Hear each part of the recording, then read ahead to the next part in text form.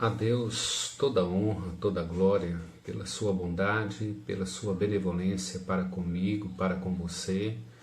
Nós estamos aqui agradecendo a Deus por essas oportunidades que Ele tem dado a nós. Esse momento quando você reserva para estudar, para ouvir a palavra do Senhor, no desejo de que Deus comunique graça ao meu coração, ao seu coração, nos instruindo na sua palavra, nos alimentando, nos fortalecendo, enriquecendo as nossas vidas espirituais em Cristo Jesus. Deus tem sido bondoso para comigo e para com você nesses dias, quando nós temos esse privilégio de estudo, de dedicação, de aprendizado da palavra do Senhor. Nós estamos estudando sobre vida eterna, sobre salvação, e talvez isso seja muito particular para você, como pode ser muito simples, porque você já compreende, já entende, mas ao mesmo tempo pode ser desafiador para nossas responsabilidades diante de Deus, uma renovação de compromisso, de entrega, de comprometimento, com a palavra dEle e com a própria obra dEle, no servir, no adorar a Deus. Falar sobre vida eterna, para que nós tenhamos segurança, para que nós tenhamos garantia e estabilidade, faz-se necessário pensar sobre a obra redentora de Cristo. Entender a pessoa de Cristo, compreender e saber quem Ele é, a sua suficiência, a sua eficácia como o próprio Deus encarnado, o Deus que se fez homem para habitar nesse mundo e de fato morrer em nosso lugar. Então nós precisamos compreender aqui alguns aspectos, algumas verdades e trazer, aplicar a nossa própria vida. Primeiro, compreender adequadamente a obra de Cristo. Essa morte substitutiva, Cristo morreu em nosso lugar.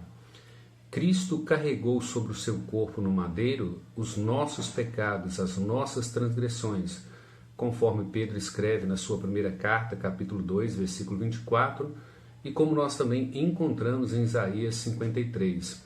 Essa é uma necessidade primordial, compreender a sua morte substitutiva, compreender que Ele levou os nossos pecados sobre Ele. O outro aspecto que nós precisamos observar é a ênfase está na compreensão da suficiência desta obra, a sua morte redentiva, em todos os aspectos, a natureza acabada, ou seja, Ele morreu uma única vez e foi o suficiente para realizar todas as exigências da parte de Deus, da lei de Deus, da santidade de Deus. Contudo, nós temos que observar dois aspectos importantes dentro da Escritura para que nós tenhamos essa estabilidade, essa segurança de vida eterna. Mas não é só ter a estabilidade e a segurança da vida eterna. É o que isso implica para a sua vida, o que isso implica para a minha vida. Que transformação isso causa na sua mente, no seu coração, que impacto isso promove no seu coração. Entender essas verdades, estar fundamentado nessas verdades, de modo que as nossas ações, as nossas atitudes, os nossos pensamentos, a nossa ética, a nossa conduta, seja pautada nessa garantia, nessa segurança de vida eterna, na compreensão de quem é a pessoa de Jesus Cristo e o que é a sua obra redentora para as nossas vidas. Os dois aspectos básicos que a gente precisa observar, primeiro, a salvação não é por obras ou mérito da parte humana. Eu sei que é difícil para muitos evangélicos aceitarem isso, mas o homem, ele não participa da salvação, ele não coopera, ele não contribui. E é por isso que nós podemos ter garantia e ter a segurança, exatamente porque nós não participamos, porque nós não contribuímos. Nós temos que chegar à maturidade de que salvação é uma obra exclusiva da Trindade. O Pai amando de tal maneira, entregando o Filho, doando o Filho para morrer em nosso lugar. O Filho, como a pessoa de Deus encarnada, o Deus que se fez homem, morrendo, se entregando por nós, doando a si mesmo, se oferecendo a si mesmo, e carregando sobre o seu corpo os nossos pecados, as nossas transgressões, para receber o castigo, a ira de Deus e atendendo assim às exigências da santidade de Deus e da lei de Deus. E o Espírito Santo aplicando essa verdade. É o Espírito Santo que aplica a pregação do Evangelho ao nosso coração. Ele primeiro nos dá vida, ele nos regenera, ele nos dá um novo nascimento, ele tira o nosso coração de pedra e dá um coração de carne e aplica esse Evangelho ao nosso entendimento, ao nosso coração, abrindo os nossos olhos, abrindo os nossos ouvidos, e ele nos concede a fé para que nós creiamos nessas verdades. É por isso que há segurança, por isso que há estabilidade bíblica segura. Por quê? Porque o homem não participa, não é mérito, não há cooperação, não há penitência, não há oferenda da nossa parte, não há recursos da nossa parte, não há nada em nós que possa atender às exigências de Deus, da sua santidade, da sua lei. Portanto, a salvação, ela não é por obras, ela não é por mérito humano. Por isso é que Paulo, escrevendo Efésios 2, 8 e 9, ele diz: porque pela graça sois salvos mediante a fé em Cristo Jesus. E isto não vem de vós, é dom de Deus, para que ninguém se glorie. Paulo, escrevendo Tito, capítulo 3, do versículo 5 até o versículo 11, ele diz que Deus nos salvou não por obra de justiça que nós praticamos, mas com base na sua muita misericórdia, pelo lavar renovador e regenerador do Espírito Santo, que ele derramou sobre nós em Cristo Jesus. Visto que somos justificados por sua graça, nos tornamos herdeiros com a expectativa confiante da vida eterna. Então vejam que tudo isso é obra exclusiva do Pai, do Filho e do Espírito Santo. Você não participa, eu não participo, nós não cooperamos. Isso é um dom de Deus, é um presente de Deus em Cristo Jesus. O segundo aspecto é entender que a salvação, ela é unicamente pela pessoa e obra de Cristo, como dom de Deus, como presente de Deus. Atos capítulo 4, versículo 12 diz que não há nenhum outro nome no qual importa pelo qual nós sejamos salvos, Cristo Jesus. Então vejam bem, o que traz garantia a você e a mim? É o fato de Deus nos amar, sendo nós ainda pecadores. Você lembra desse texto, Romanos 5,8, não é?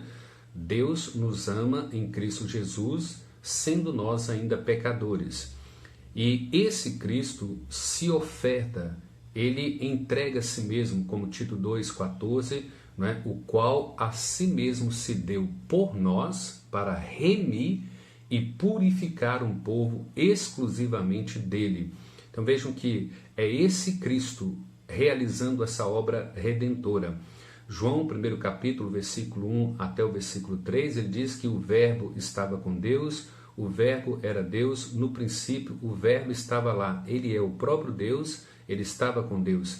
E todas as coisas foram feitas pelo seu intermédio e foram feitas para ele, conforme Colossenses 1, 15 a 17. Então vejam bem, esse Cristo é o próprio Deus que se fez homem. Esse Cristo é o Deus que se faz homem para atender o padrão das suas exigências. O Deus ofendido, o Deus que foi ofendido pelas nossas transgressões, pelos nossos pecados, ele estabelece um padrão de cobrança, de justificação, de exigência da sua própria inerência santa, da sua justiça, da sua retidão. Então vejam bem, não há um ser humano que possa atender essas exigências, essas expectativas. Por isso ele se fez homem na pessoa do Filho, veio ao mundo para atender todas as prerrogativas, todas as exigências, para que a sua santidade, para que a sua justiça fossem satisfeitas, atendidas, a sua lei fosse cumprida. E esse Cristo, como ser divino, 100% homem, 100% Deus, então ele se faz homem e habita entre nós, conforme João 1,14, E o verbo se fez carne, nós vimos a sua glória como do unigênito do Pai. Paulo, ainda escrevendo Filipenses 2, de 5 a 11, diz que ele mesmo sendo Deus não julgou como usurpação ser igual a Deus, mas antes ele esvaziou a si mesmo, assumindo a forma humana, se tornando homem à nossa semelhança, obedecendo ao Pai até a morte. Então vejam bem, é essa obra redentora, é o Pai punindo o Filho, é o Pai pegando os nossos pecados, as nossas transgressões, lançando sobre o Filho, é o Filho carregando os nossos pecados, as nossas transgressões, e aí pagando, quitando toda a dívida que é contra nós. E assim nós somos perdoados pela obra de justiça de Cristo, pela sua morte substitutiva, pela sua morte expiatória, pela sua morte vicária. Ele nos substituiu, ele levou o nosso pecado sobre ele. E Deus então derramou a sua ira, a sua indignação contra o pecado, e então ele foi morto em nosso lugar, pagando todo o escrito de dívida que era contra nós, conforme Colossenses 2, de 13 a 15. Então, diante de todas essas verdades, Paulo entende que a justificação, a salvação, ela está segura em Cristo Jesus, tão somente pela fé na obra redentora, tão somente pela fé na pessoa dele. Por isso, em Filipenses, capítulo 3, do versículo 8 ao 9, ele vai escrever ali a sua confissão de fé. Ele diz que considera tudo como perda, como lixo, como escória, por causa da sublimidade de Cristo. Ele não quer ser encontrado em Cristo pela sua própria justiça, mas ele quer ser conquistado e encontrado em Cristo pela justiça de Cristo, pela sua obra redentora, pela sua morte substitutiva, pela sua morte vicária, dando a ele a certeza de que ele está salvo pela justiça de Cristo, que cumpriu a lei de Deus e que satisfez todas as exigências de Deus. Vejam, toda essa verdade, Paulo diz que ele prefere considerar tudo o que ele tinha, todos os recursos, todos os seus méritos como lixo, como escória, para ser encontrado justificado na pessoa de Jesus Cristo. Por isso é que quando ele escreve Gálatas 2, 19 e 20, ele diz: eu estou crucificado com Cristo, logo já não sou eu quem vive, mas Cristo vive em mim. E esse viver que agora eu tenho na carne, eu vivo pela fé no Filho de Deus, o qual me amou e assim mesmo se entregou por mim. Vejam, a certeza de vida eterna, a garantia de vida eterna, não é simplesmente para nos dar liberdade para viver nesse mundo como nós queremos, de forma negligente, sem uma vida santa, sem uma vida de oração, sem uma vida de comprometimento com a palavra de Deus, sem uma vida de comprometimento com a sua obra. Pelo contrário, compreender a vida eterna, entender que nós temos a vida eterna e que nada pode nos roubar a vida eterna e de que nós estamos completamente certos, seguros, garantidos por Deus na sua palavra, isso deve nos libertar para trabalhar para Ele, para trabalhar para o seu reino, para trabalhar pelo seu nome, desenvolver para a sua própria glória, a glória de Deus Pai. Vejam, a vida eterna, ela nos liberta da morte, ela nos liberta da pressão do mundo, ela nos liberta do pecado, ela nos liberta da escravidão e nos dá a plena liberdade de sermos escravos de Deus, no sentido de amá-lo, de servi-lo, de honrá-lo. A vida eterna implica comprometimento com um Deus que nos amou incondicionalmente na pessoa do seu Filho.